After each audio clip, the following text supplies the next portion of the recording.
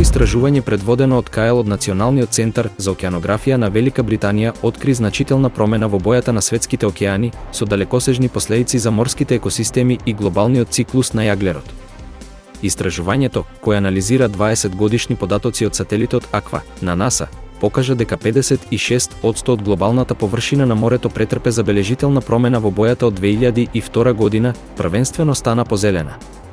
Оваа промена на бојата, иако е суптилна за човечкото око, дава клучни сознанија за здравието и составот на океанските екосистеми.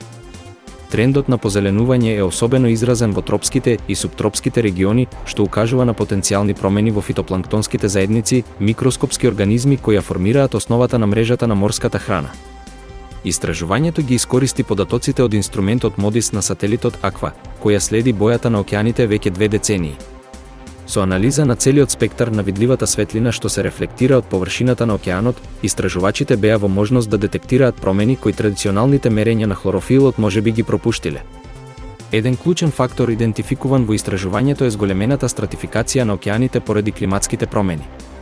Како што површинските води се загреваат и стануваат помалку склони кон мешање со подлабоки слоеви богати со хранливи материи, се создаваат услови за живот на одредени видови планктони приспособени на средини сиромашни со хранливи материи. Како што се продлабочува знаењето на истражувачите за овие промени, станува се појасно дека променливите бои на нашите океани се видлива манифестација на длабоките влијанија на климатските промени врз највиталните екосистеми на земјата.